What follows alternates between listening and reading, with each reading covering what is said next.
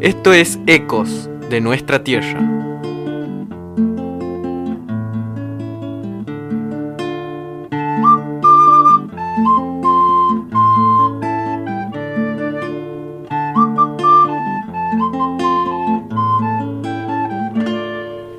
Bienvenidos al tercer y último episodio de esta serie dedicada a Luis Franco en Ecos de Nuestra Tierra.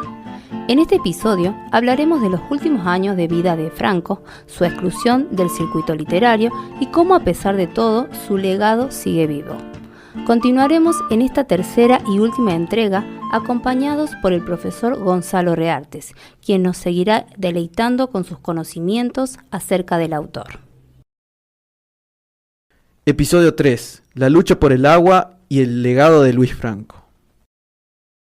¿Cómo fueron los últimos años de vida de Luis Franco? En los últimos años de vida de Franco, en un asilo en Ciudadela, provincia de Buenos Aires. Pobre, por lo que cuenta toda la gente. O sea, yo no lo vi, no lo conozco.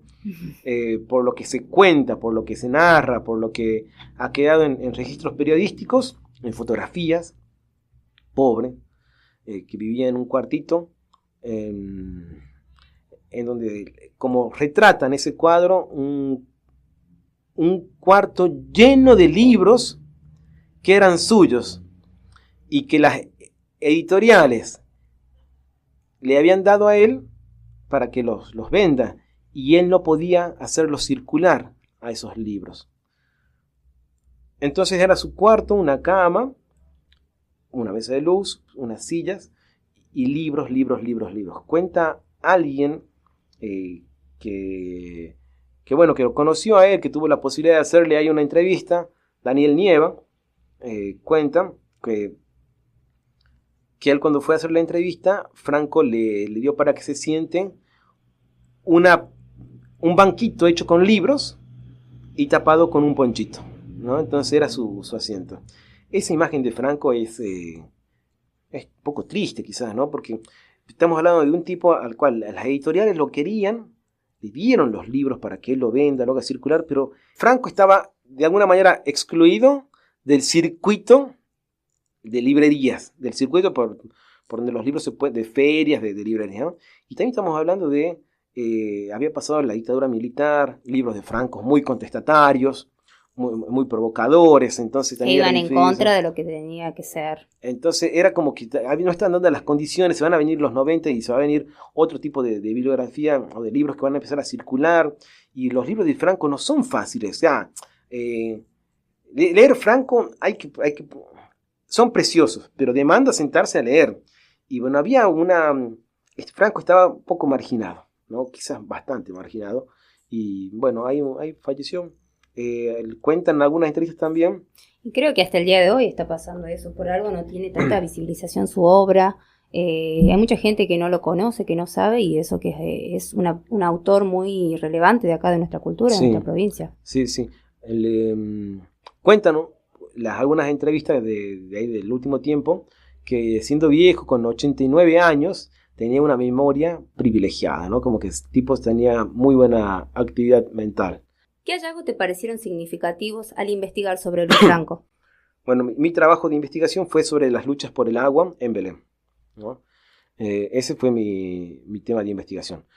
Lo que me gustó, lo que yo descubrí sobre Franco, fue un Franco que había escrito sobre el agua desde un punto de vista poético, pero también un Franco que, por lo menos en ese momento, o en ese momento en especial, establece una alianza con otros vecinos, y hay una imagen así que la gente cuenta y la recuerda, que son estos vecinos de la Cañada. Es como que la figura de Franco de alguna manera desaparece. Franco, el poeta, ¿no? el hombre y se vuelve comunidad, porque Franco se vuelve un vecino de la Cañada, y son los vecinos de la Cañada, varias personas de ahí que se han quedado sin agua, que van hacia el centro del pueblo a hacer un reclamo porque quieren que le devuelvan el agua para producir.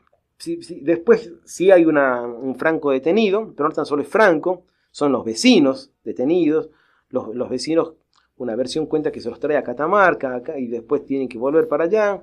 Pero bueno, creo que a mí esa cuestión, ¿no? de ese Franco hecho pueblo me ha gustado mucho a mí.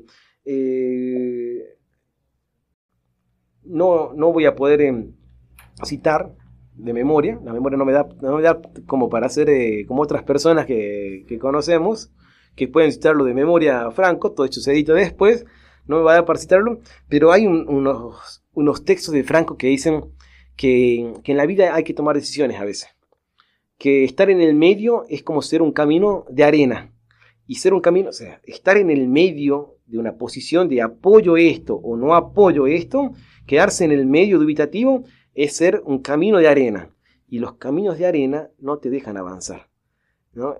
Franco dejó de ser un camino de arena y se volvió un río de piedra, y se fue con todo ahí en la política. Bien. ¿Qué pensás que tu proyecto puede aportar a la difusión de la obra de Luis Franco? Bueno, yo tengo, en el caso de lo que fue el trabajo de investigación, Sedienta Memoria, pues, por una parte, se convierte en un antecedente para el campo universitario, para el campo de la filosofía, en un antecedente de la lectura, de la acción política y de la narración o de la poesía de Franco desde un punto de vista filosófico, ¿no? Es un antecedente. Esto es bueno, o sea, ¿por qué? Porque generalmente los trabajos de tesis, por lo menos hasta cuando yo me recibí hace casi 8 años atrás, los trabajos de tesis de filosofía, por lo general, eran de qué pensaba Hegel, qué pensaba Descartes, qué pensaba Foucault, o cómo Foucault analizó el superuniverso, no sé, cosas así, ¿no? Pero eran la mayoría de los trabajos se remiten hacia afuera. En el caso mío, también dirigido por Elsa Ponce, en el caso mío fue la posibilidad de no hacer filosofía de uno de estos autores de afuera, sino hacer filosofía con un autor nuestro, con Franco, y tomar las palabras, las ideas de Franco, sus opiniones, y actualizarlas a hoy, ¿no? Y ver cómo sigue existiendo un sistema político que se apropia de recursos naturales, como el agua, se apropia, hace un uso desmedido, un uso privativo, y que ese uso del agua afecta a otra parte de la población, ¿no? Y que esto es una lucha histórica, porque la lucha de Franco se da en la década del 30 aproximadamente, pero después cuando uno se pone a revisar la historia de Belén, no es una lucha aislada. Puede ver que antes ya hubo una lucha similar por el agua, y que después siguió habiendo luchas por el agua, y que tampoco es como que Belén es un caso especial. Uno lo puede ver hasta el día de hoy. Agarren los diarios en la época de enero, febrero, no, o quizás antes, acá nomás, ahora en noviembre, que son la época de sequía, o en febrero, y van a ver que hay en los diarios de Catamarca en la actualidad reclamos de diferentes partes de las provincias que dicen obras para el agua, obras para que el agua sea de nosotros. La denuncia de que hay empresas extranjeras que están tomando el agua, que se están apropiando del agua, y que esa agua deja de ser para la producción agraria, para la vida cotidiana, para mantener formas de vida, no sé si queramos decirle tradicionales o del pueblo, ¿no? Entonces, no es una exclusividad de Belén, es algo que se repite, se piden obras de agua, y ahí es un interrogante hacia la política, ¿no? ¿Qué pasa que la política no gestiona el agua, o cuál es la gestión? Claro, porque es una problemática que sigue pasando con el correr de los años. Y se vuelve también, en el caso de la política, se vuelve una promesa, porque uno puede rastrear cómo los políticos dicen, bueno, para estas elecciones, si me eligen a mí, vamos a hacer un puente, vamos a hacer cañerías, vamos a hacer canales, acequias, obras de riego, una nueva regulación, y es una promesa política, es un discurso político, pero las acciones siguen siendo demandadas. Bien. Es fascinante ver cómo la figura de Franco no solo se limita a lo literario, sino que también estuvo involucrado en luchas tan concretas y fundamentales como la del agua. Finalmente, Gonzalo, para cerrar este ciclo, contanos cómo ves el legado de Franco en la educación y si hay alguna anécdota personal que te gustaría compartir. Sí, claro, sí, sí. Yo creo que se lo enseña Franco, creo que se lo enseña. Existe la libertad de cátedra o también existen los diseños curriculares.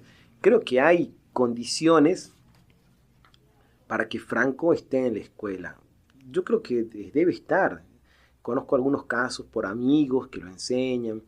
Me olvidé de nombrar a alguien muy importante que falleció. Ahí se me fue el nombre del Torrente. No es Oscar, Daniel. Antonio.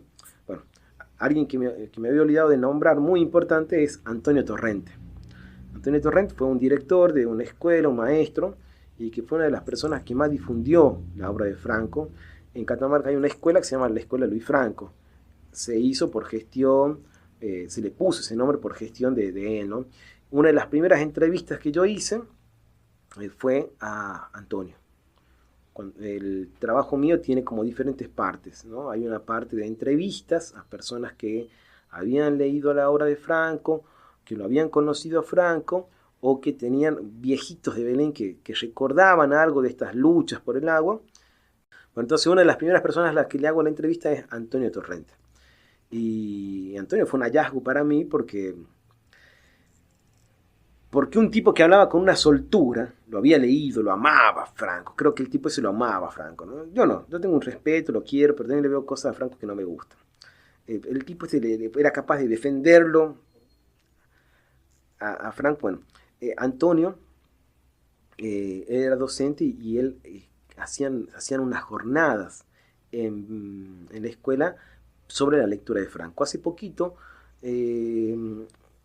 Alan Rodríguez, se llama el chico, que está trabajando también en el Ministerio de Educación, hizo unas jornadas para la educación secundaria, unas jornadas de Franco, ¿no? Que si mal no recuerdo, consistía en leer parte de la obra de Franco y poder traducir ese contenido en uno de los lenguajes, en un lenguaje más contemporáneo, ¿no? En los formatos, yo soy malísimo para esto, pero por ejemplo, en los formatos de esto de memes, TikTok, Más adaptado a la actualidad hoy en día. Actualidad, sí, y la tecnología. Y en los formatos, ¿no? Uh-huh. Entonces, él promovió eso, o sea, se están haciendo, se hacen actividades con Franco. Yo creo que pero bueno, como usted dijo, actividades con el Franco cuidado. Sí, no con ese Franco que va en contra de la política, de la ideología. Pero puede ser quizás puede ser la entrada, ¿no? Puede ser la entrada para que después, si uno también tiene interés, la Elsa Ponce, que fue quien a mí me provoca, Elsa no fue quien me dijo, lea el diccionario de la desobediencia, fue una provocación. Vos no lo conocías a Franco. Y de esa provocación me llevó a mí a querer leer y bueno, y hoy sí lo conozco un poco de Franco. Pero por eso, yo creo que sí está. Y después quizás es la estrategia en la cual se lo enseña a Franco. Quizás no sea el qué, sino el cómo se lo enseña, para enganchar a nuevas generaciones y que cada uno haga una exploración. Por ejemplo, esta instancia de una entrevista, ¿no? Que tiene después otro formato. Pero quizá alguno de los presentes acá escucha una de las cosas que voy contando y nos hace, con intenciones de ir a seducir a la peor es nadie, esta noche va y se pone a leer poesía de Luis Franco, listo, entra, ya está. Después seguirá si quiere o no si tenemos acá a alguien presente que quiere ir a quemar alguna institución pública y capaz que va a buscar que Franco tenía alguna poesía política y listo, ya está, es una puerta de entrada. No quemen instituciones públicas, por favor, porque puede ser terrible. Bien. Creo que las dos que ya mencioné son las que se me vienen ahora. Capaz que después me voy a la casa y me acuerdo de otro, ¿no? Las dos que mencioné. Una fue el conocerlo a Antonio Torrente, que era un belicho, no era un belicho, era tucumano, pero había vivido mucho tiempo en Belén. Él la conocía a mi madre. Él había sido pareja de una señora de Raquel, en Belén también, que la conocía a Raquel.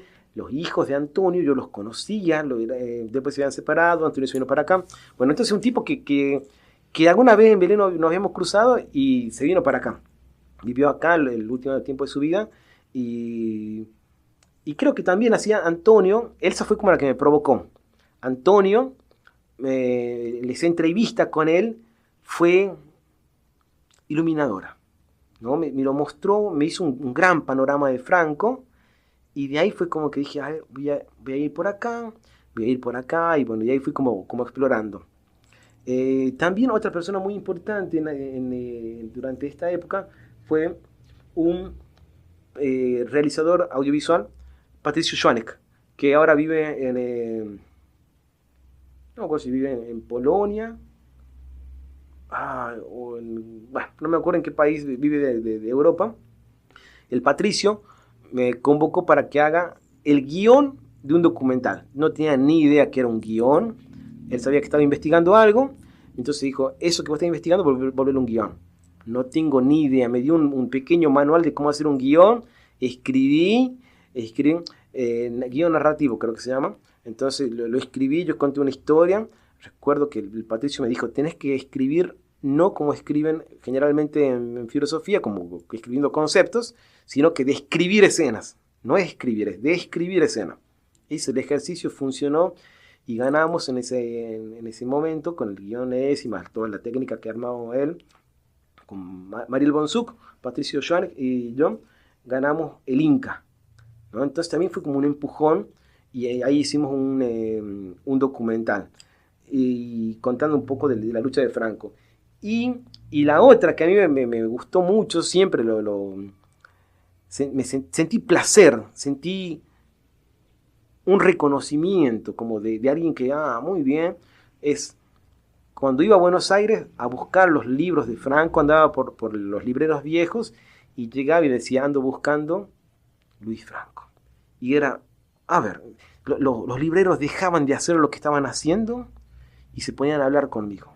¿Qué conocía de Franco? ¿Qué buscaba? ¿Por qué buscaba? Y era como eso, ¿no? Un ritual, ir a buscar los libros de Franco y irmelos mostrando con un cuidado y con un celo, ¿no? Y en ningún momento como que había una ética también con el libro de Franco, como de las primeras ediciones, ¿no? No te los voy a cobrar de más, cuesta esto, llévalo, ¿sí? Bueno, entonces ese como el librero que te reconoce a vos como lector de algo que tiene para él un valor, me pareció muy, muy lindo, por lo menos personalmente, ¿no? Así.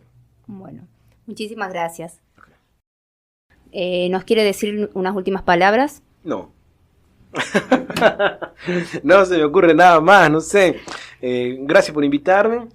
¿Quiénes son los profesores responsables los irresponsables de ustedes?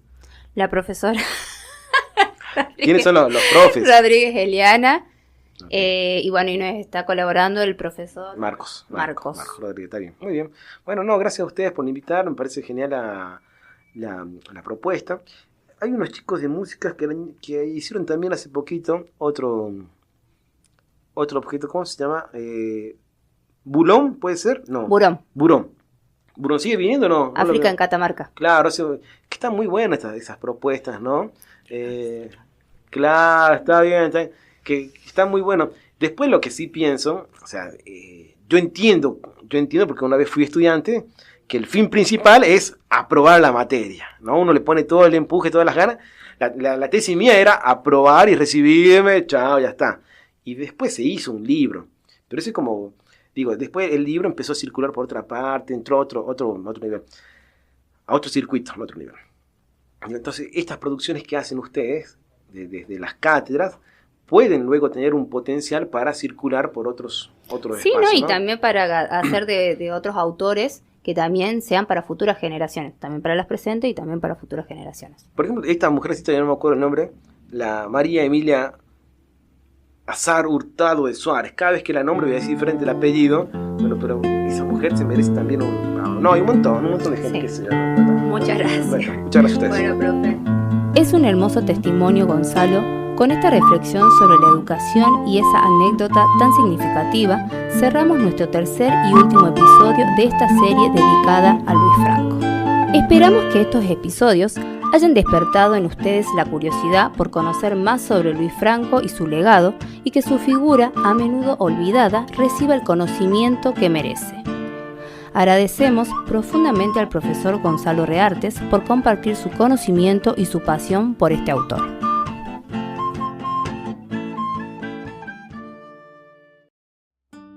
Este es un podcast realizado de manera conjunta entre las carreras del Profesorado de Música por alumnos de cuarto año del Instituto Superior de Arte y Comunicación y por alumnos de segundo año de la carrera de Producción y Dirección de Radio y Televisión. Desde las materias de Proyecto Final, Producción Artística Interdisciplinaria a cargo de la docente Rodríguez Eliana y la materia Prácticas de Radio 2 a cargo del profesor Marcos Peretti.